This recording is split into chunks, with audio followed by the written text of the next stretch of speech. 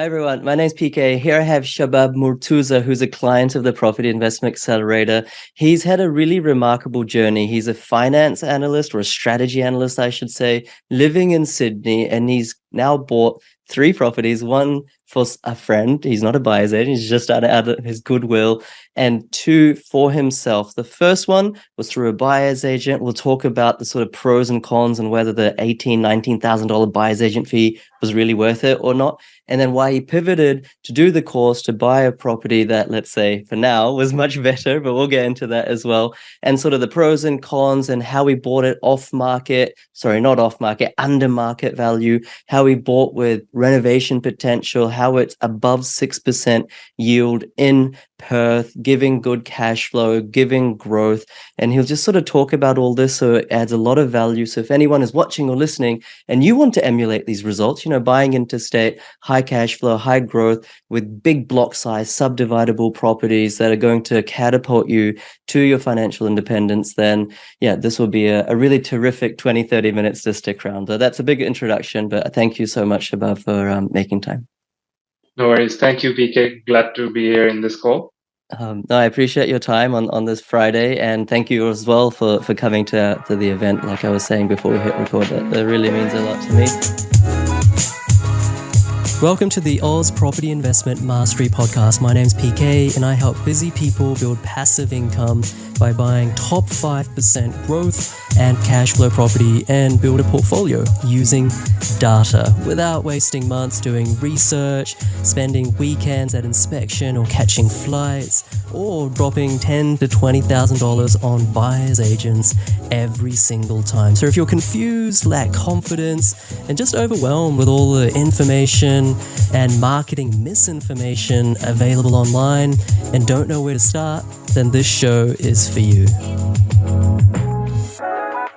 Let's just sort of start from the start. So even like before you engaged that buyer's agent, what kind of drew you into property investing? Because you live in Schofield, I assume you bought your principal place of residence first?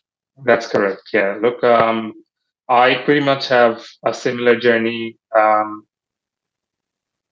to a lot of members in your community. So my wife and I, we were, immigrants, came to Sydney around 2017.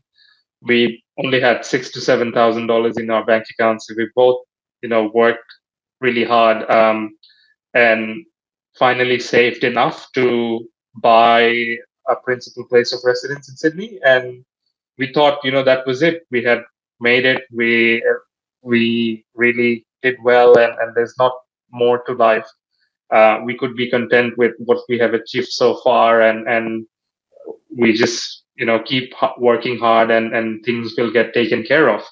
But that's when the economic factors started kicking in, and we also got the news that my wife was pregnant. So we had to start planning for a family, and with everything going up so much in prices, we were thinking, okay, what's next? Because I think we need to get ahead of things, and with the way everything is increasing in pricing, we can't waste to have our money being wasted. There is, the opportunity cost is too much, right? Yeah. And similar to a lot of property owners, homeowners in Sydney, we did the valuation of our PPOR, and we saw it had gone up quite a bit, and that's when we decided, we have to utilize it. Instead of using the equity to make our home more fancy, we have to put it in an investment property that pays for itself, maybe grows even more, and also replicate the same pattern. So that's when our mindset went towards investing in property. Right. And so then you didn't invest in real estate. And I just want to back up there because like when you do have a child, your first child, or whatever it is, like that is often the trigger point for people to grow up, quote unquote. Like, it's like, okay, now it's not just about me, it's about someone else. I experienced the exact same thing, and it can be a little bit daunting, but if you approach it in the right way, then it's actually really exciting, especially from a financial perspective. So that's fantastic. and then you decided to invest in real estate. I know a lot of the typical profile as well is someone who lives in Schofield, as in they live there, they have their principal place, and then they're like, okay, I've got equity because Sydney boomed, everywhere boomed. Let me just buy in like Marsden Park or Quakers Hill, or like like just nearby in that sort of northwest region, a townhouse, or God forbid, apartment in Parramatta. Like, why did you not just go down that route? Why did you consider, even with the initial buyer's agent that you used, to invest interstate? Yeah. So this was actually from a personal experience. So before I moved to Sydney, I was actually in Perth doing my bachelor's. Right. So I was pretty much aware with the properties that you can afford in interstate. When I was talking to a lot of my colleagues and my neighbors, they actually had that fear of investing outside of Sydney. They're like, oh, there was a bit of a knowledge gap. They had not traveled that much or haven't actually lived anywhere outside of Sydney. So, and also the media does a great job of promoting Sydney like it's America, right? So, I was just so there. The that's traffic is like, I don't know, like all respect to people who live in Sydney, but I can't live in Sydney. I just stick to the Gold Coast. well, so I think that's where I did not have that fear because I have seen what good looks like, what and if there if you buy the right property interstate and it can actually give you more returns than buying just an investment property in Sydney. I mean, sure, when Sydney property grows because you have invested a lot of money in it, so the growth is also more in terms of dollar amount, but not necessarily in terms of percentage. And I think that's what I learned a bit from my profession, that it's the percentage increase that matters, and wherever I get the highest percentage increase is where I should focus in terms of investing. Got it. Got it. So I don't want to put words in your mouth, but did the logic train go then, okay, I know that interstate I can potentially get a higher percentage return, but I don't have confidence. I don't know where to buy. This is all too hard. Let me engage a buyer's agent. Like, the typical, or is that completely off? No, to be honest, it was similar to what you have just said. But at that point in time, I think Facebook does a really great job in terms of promoting and flooding you with a lot of promotions whenever you and your wife are discussing about these things. So It picks it up, right? yeah, correct. So and the buyer's agent, like you could say, they have invested so much money in terms of promoting themselves, and like, yes, what at first I was going to go and just go off realestate.com and domain and buy a property that I wanted to, but then the fear of like, what if I just buy a high cash flow property but it doesn't grow? How do I know that? What are the important factors that will make the property grow? And that's when I started doing my research. I started watching a lot of YouTube videos of buyer's agent and another guy similar to you who sells a course but also upsells his buyer's agency services. So but then it was also a mixture of time constraints. So at that point in time, because we just had a baby, we thought, I can do a course and do this myself, but I may not have the time. So it's a mixture of three things that made me engage a buyer's agent for my first investment property. Right, right. No, fair enough. And we were talking about that deal before we hit record, but fast forward, you've engaged that buyer's agent, you've paid almost $20,000. They bought you a property, like granted, they bought you a property, but if you had that opportunity or that decision to make again, would you have used that buyer's agent again, or would you have rather done the course to start with? And how was that property? Like, was it? And we're not bad mouthing any specific buyer's agent, Sure. but just sharing an experience for the learning of everyone, because I do often find that a bit like you. It's like, oh, do I have enough time? Do I have enough confidence? What if I make a mistake? You get barraged with so many ads thinking, well, they're the experts, not me. So what's $20,000 to like just get this amazing property? But is that how it turned out? Yeah. So look, I'll go through the pros and cons very briefly, and I'll start with the positives. They were quite professional and they were quite experienced. You could say that they have done this a few times. And like the property that they had shortlisted for me, it was a good property. The purchase price was 435. Rental yield at that point in time was 5.5%. And I did the valuation recently, and it had gone up by 100 grand. So I wouldn't say the return is that bad. The cons, though, like now I'll start with the list of cons. Is I engaged a buyer's agent in the first place was to save time, because I did not have the time to, I thought that I did not have the time to learn and do this myself, but the buyer's agent actually took 2 months to find that property for me. And so my thought process immediately was, hang on a minute, I could have done the course in a much shorter amount of time and then bought the property myself. And then secondly, the property that they have bought was off realestate.com. Not that I'm saying that, advertised properties are not good and all off-market properties are better than advertised properties. But I just feel like they were only able to negotiate $10,000 to $15,000 off the current value of the valuation of the property. So under market value. So I felt like, had I done this myself, I would be able to negotiate better. And then again, if I'm comparing it with my second property, which we will probably cover in the later part of this video, the second property just had so much to add. Like it's the first property is not subdividable.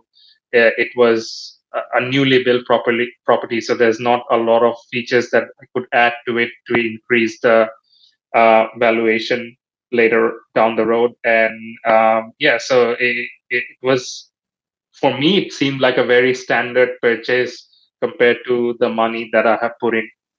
Right.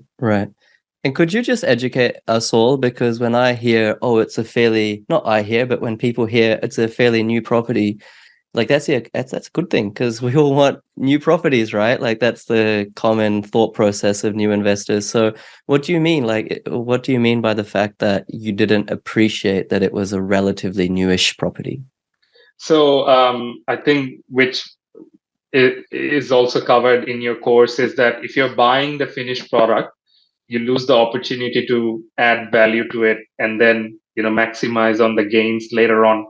And buying finished product is much more easier than finding a raw diamond, right? Which can be polished and then give you greater returns. So that's the thought process that I was referring to when I said, I was not happy with the fact that it was a fairly new property. And I think when we cover about our second property, we will see that, there's, just by making $5,000 to $10,000 of renovation, I can actually increase the valuation by 100 grand.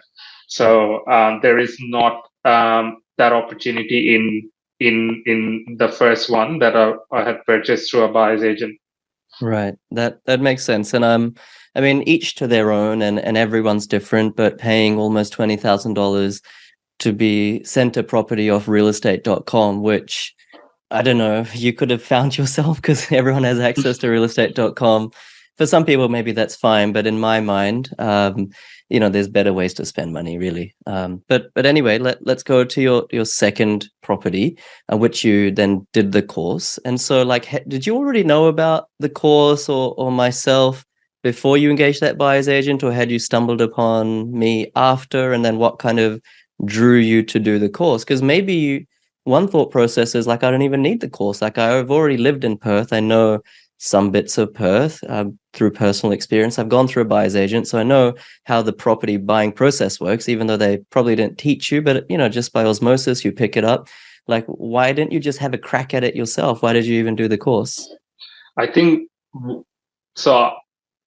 What I initially thought is when I have engaged a buyer's agent, maybe I can learn and replicate what they're doing by myself. I don't even need the course. Um, and and that was actually one of the selling points of the buyer's agent as well. Like, we, if you choose our services, we also educate you on the journey. So if you want to invest your own time to do this by yourself, then you can choose to do it. But what I was finding is that even though they had shared quite a bit of information, there was some information which was not shared. Like, for example, what are the key factors that gives you confidence that this property is going to grow in the long term, Right. and it's also going to give you that short term gain as well.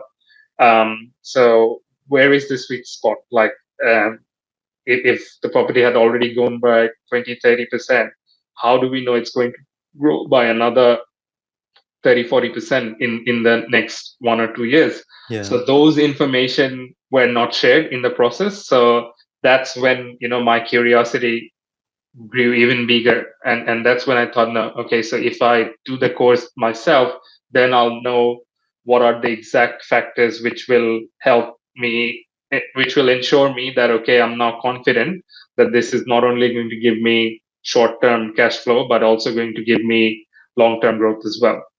Right. Yeah, I mean, there are a lot of, I suppose, buyer's agents who do say, now that you mention it, that will teach you the process as we go along, but one only has to sort of just step back and understand their business model, and doesn't really make sense for them to make themselves redundant by just giving all the secrets away. And maybe there's some ethical ones out there that do teach as they do it for you, but I think those would be few and far between. So thank you for sharing that. And then you bought the course, and you bought the property, and I'm just going to go through it real quick. So the purchase price, let me know any of this is incorrect. The purchase price was 360,000.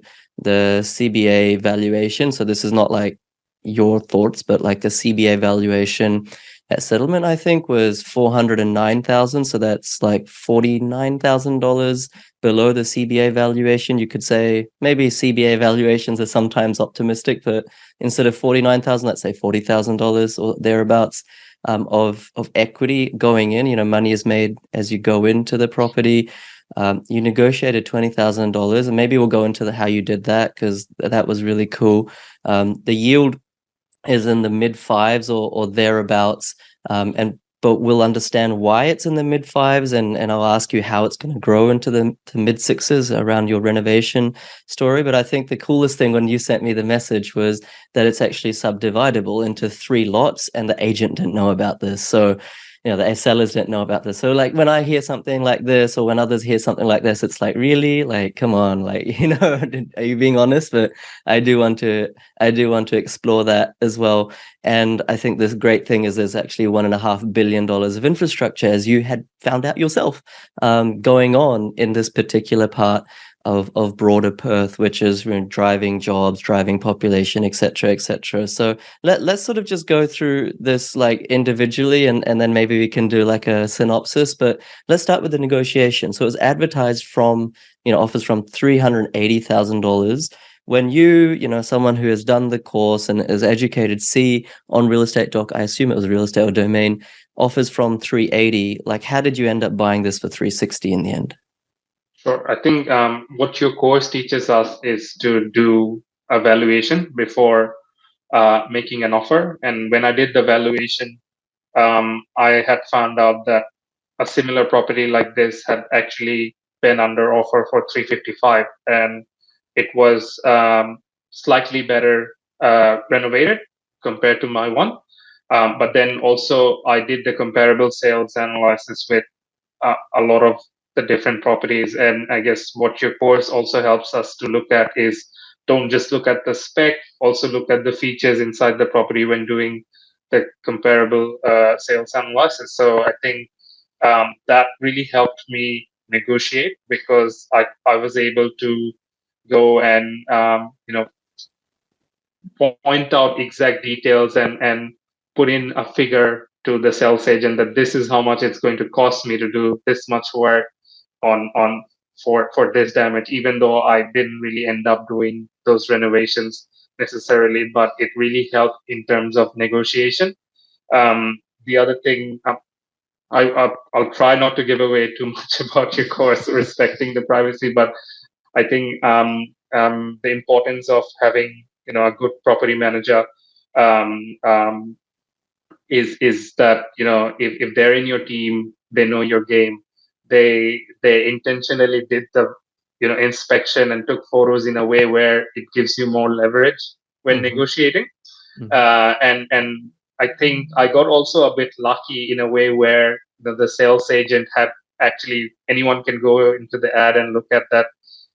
The sales agent had a bit of a knowledge gap where they had advertised it as a 2-unit lot, where after 2-year course, when I finally knew how to do research on subdivision, um, and I also called the council to verify that it is actually a lot that is subdividable into 3 units. So that is what helped me to keep my buffer at my back pocket, but at the same time, negotiate based on whatever the sales agent is advertising.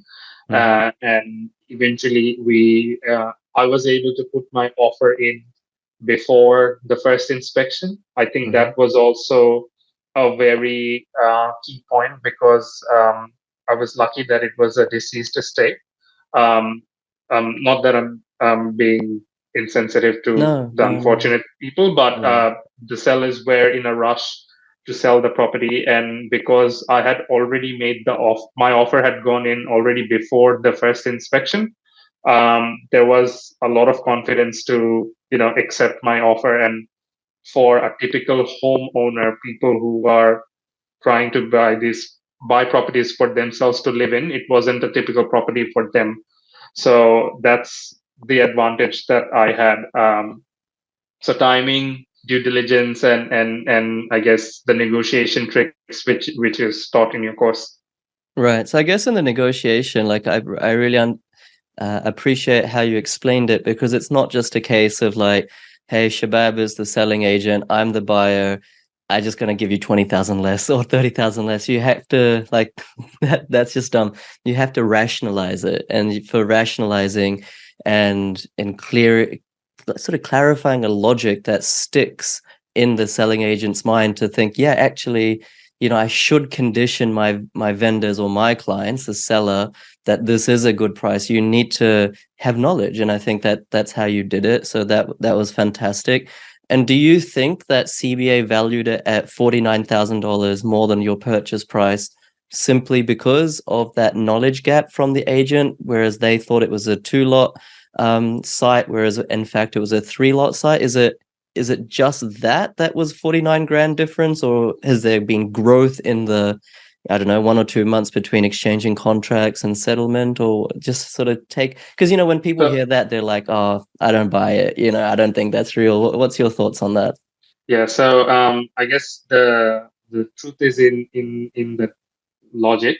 So I actually shared the details and the address and the suburb of that property with my close friends, and some of my very smart close friends, they thought, I'll just buy in the same suburb that Shabab has bought, because then I don't need to do the course. Unfortunately, they were not able to find any properties under 450 in that suburb, and this was from the moment of offer until I made settlement. And even I spoke to my sales agent, like the sales agent who was helping me with the settlement of this property, and he was like, "Oh, mate, if we can somehow cancel your settlement, we will definitely get more money."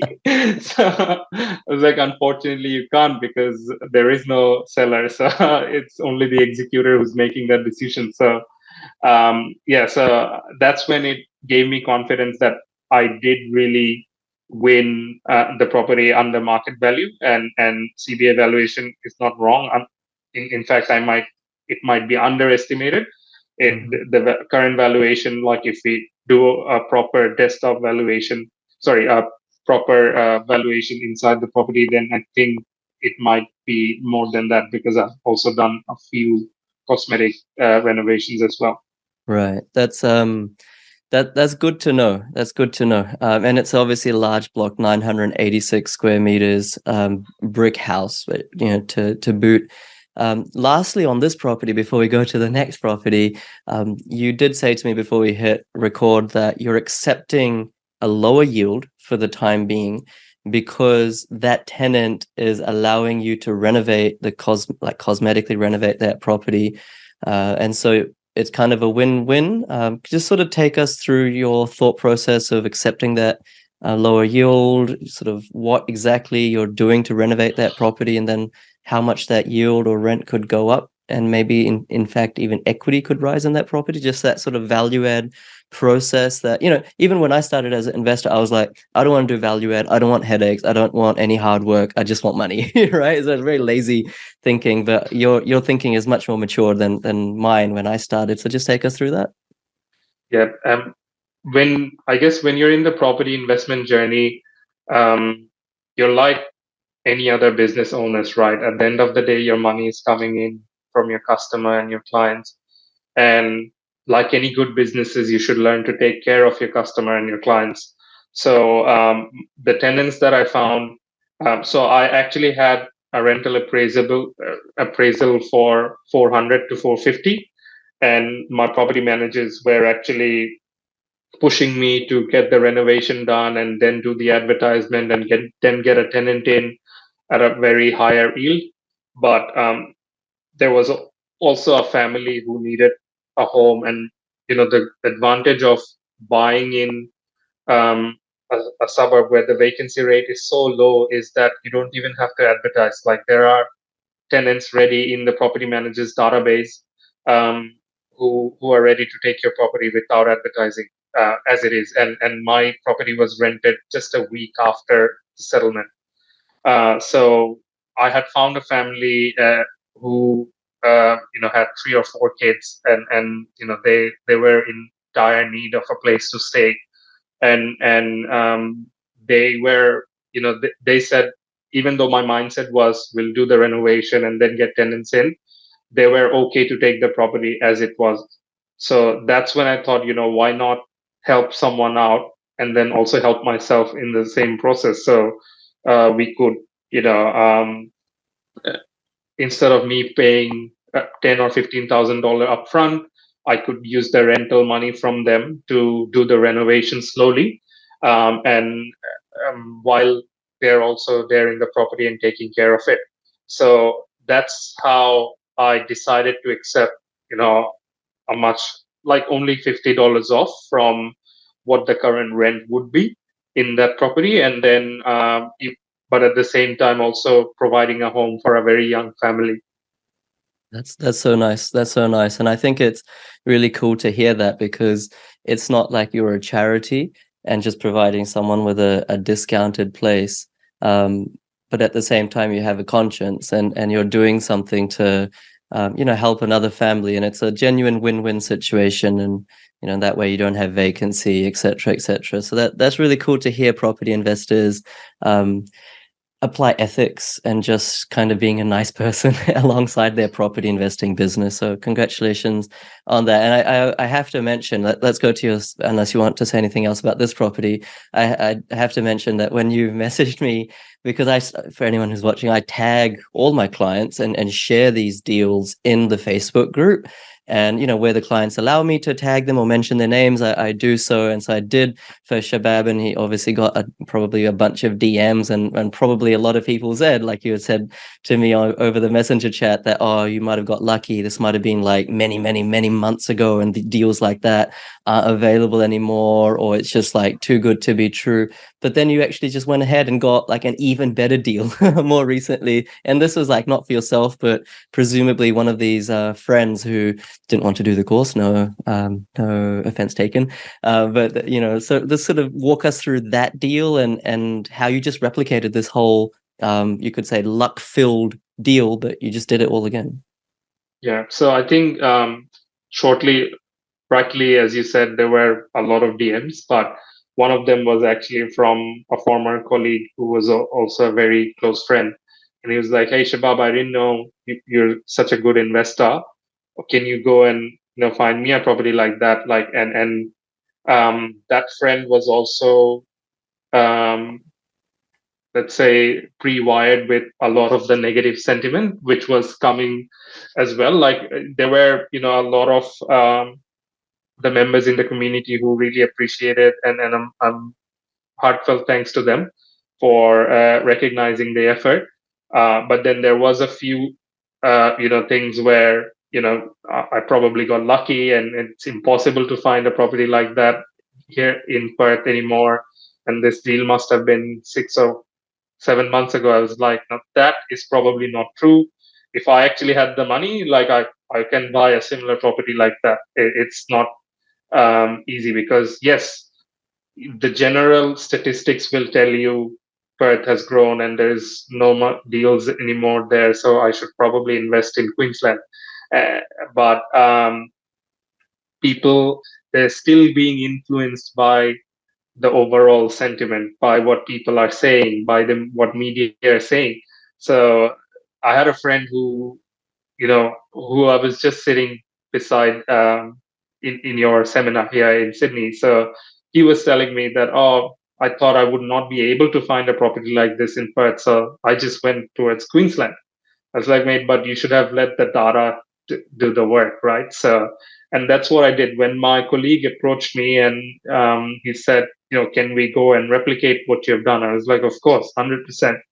And then I started looking into, like, I did tell him that no, we wouldn't, like, I'm not sure if we are going to get the property in Perth, but we will get a property that delivers the similar return on investment based on the data.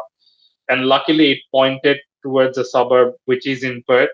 And then again, at first, I could have been slightly discouraged by the median value in that suburb, because it had gone really high and it was actually out of my friend's budget. But then I started doing what your course tells me and dig deeper, and then eventually found a property at which was advertised at $380,000.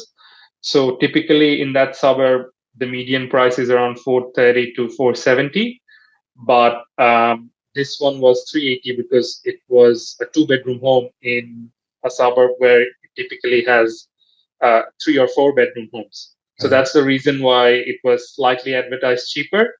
The seller hasn't advertised what was the zoning in that property, and the seller did not really knew about the floor plan as well, because when the property was advertised, the seller did not have the selling agent did not have the floor plan of the property. So luckily, I actually got, because I had good property management BDM team in that area. So they went and inspect the property, and then they said you could just add an extra bedroom for $3,600 and get around $550 worth of rental yield. And I did the maths, and at a purchase price of 380, that's like 6.7% rental yield. Sorry, purchase price of 380 plus $4,000 of adding an extra bedroom. If we get 550 in terms of rent, then that's a 6.7% rental yield. And I was like, wow. So not only it's it's a much better property than what I have previously purchased at, but you're telling me that the rental yield is so high, and also it's subdividable into 3 lots. We should go for it immediately. And what we did was we actually made an offer initially, even though when we did the valuation, we knew that 380 was actually too low.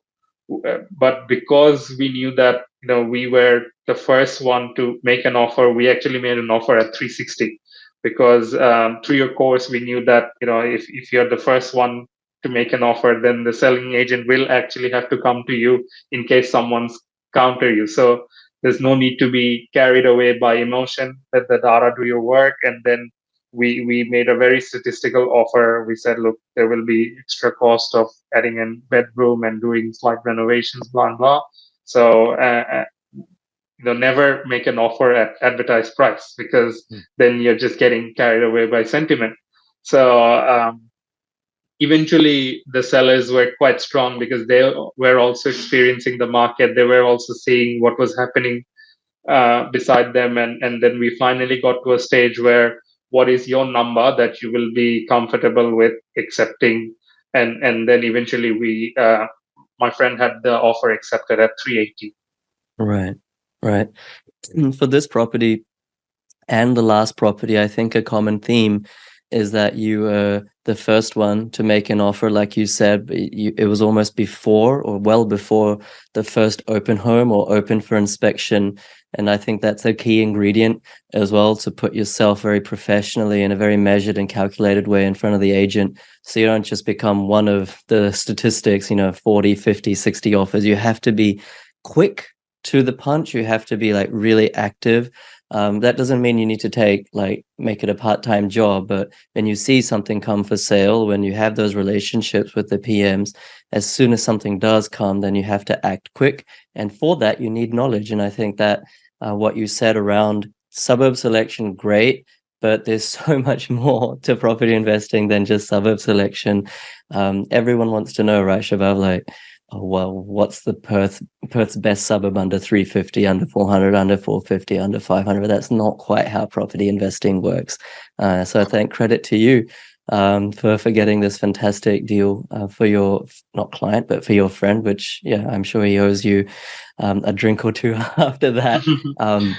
And I think what you mentioned to me as well was that $4,000 bedroom, of course, it increases the yield. Correct me if I'm wrong here, but it also potentially increases the equity or the value of the property by, is it around 50 or something like that, right? Correct. So currently in that suburb, a 3-bedroom home is valued at 430 to 450 in CBA valuation.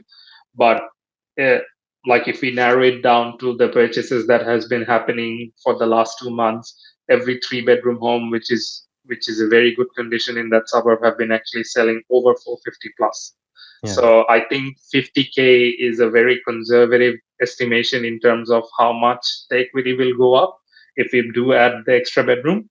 But yeah, like I think it's definitely value add, and what people would have just scrolled through the property by looking at the spec, but they, had they bothered to actually got inspect it further and then also check on the subdivision potential of the property, they would know how much value this property could add. And that's the power of research, and that's the power of preparation as well, when you do all of that before others. And I was actually competing with other buyers agent on that property, but while they were still doing their due diligence, we had already finished ours, and we had our offer accepted. That's probably because we did not waste time in terms of sentiment. Yeah, I think oftentimes, or if maybe most times, is a fair statement, buyers agents are, through no fault of their own, disadvantaged in circumstances like this, because yes, they can do their due diligence just like you did, but then they need to present that to their client, and then the client will come back with a whole bunch of questions. And if they're busy working professionals, it can take 24, 48, 72, maybe even 3 or 4 days of to and fro, and then the buyer's agent's got so many other clients to take care of. And so by the time that they really land a solid offer, it's already had open home, and there's already been like 20, 30, 40 other interested parties. So that's kind of another, I think, real advantage of being precision, like laser precision in your due diligence and doing it yourself, like DIY. So big congratulations to you. And in both instances, you sought to add value. I think I really believe in this. I don't know if you vibe with this, Shabab, but I think that your net worth in life, or financially at least, is a direct reflection of how much value you add to the world, or value you add to people, or consumers, or businesses, or just to your community. So if you can solve a problem in that house, like in this instance, converting it from a 2 to 3 bedroom, then that's really how you're making money. And I think that's what you've done really, really well. Thank you. I really agree with what you have said. And this is actually not your and my statement. It was a direct feedback given from the sales agent.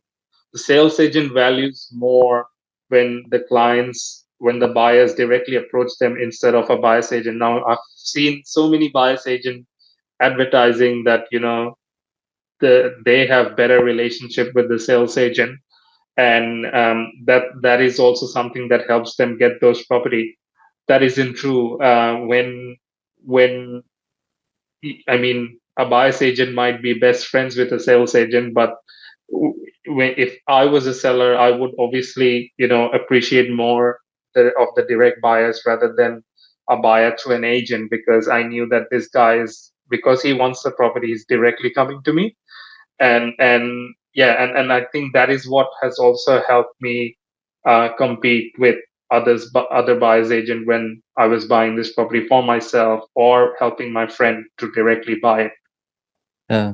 No, I think that's a good point. I don't think I paid that much attention to that fact previously, but yeah, I mean, you're talking to the person who carries the decision-making power. So as the seller, you're like very inclined to lean towards, dealing with a real person, like someone who's actually the buyer, as opposed to a middleman who may or may not Correct. transpire. Something may or may not happen, regardless of their marketing. Okay, cool. Well, just before we wrap up, I think this is a really important point, which I only found out when you were talking about it before we hit record. You came to the event, and like I said in the event, you just don't know, one word, one sentence, one connection can change the trajectory of your financial future. You were previously capped out on your borrowing capacity, which is fair enough. Like, you have a young kid, you have a principal place of residence already. But then you talked to that mortgage broker, I think his name was John, and you found that actually you can continue your property investment. So maybe just share that and what you're planning to do next as an inspiration piece for anyone who's watching or listening. Sure. So I think similar to a lot of investors in the current situation where interest rate is too high, my borrowing capacity, like I was told by a few of my mortgage brokers, that I have maxed out in terms of my borrowing power. So I actually went to your event to learn more about what the others are doing.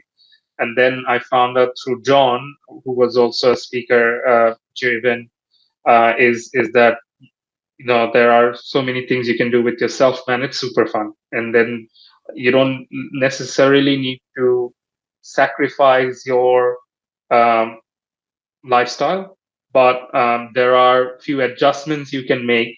Like for example, if you do own a car on finance, you can pay it off temporarily and then again buy it back with your equity of your other investment property, or like use the extra cash flow or go into no weighted lease. So there are so many other options that you can do in order to temporarily adjust your borrowing capacity and then buy an investment property and then get back to your lifestyle. The most interesting option that I was educated about was self-managed super funds.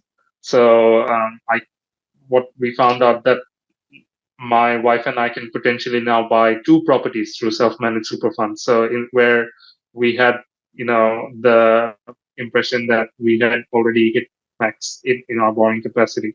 So that was interesting, and that's the reason why I probably enjoyed your event a lot, and I could see that there was so much knowledge there in that room. Like I wasn't expecting 1,100 people in that room, to be Neither was honest.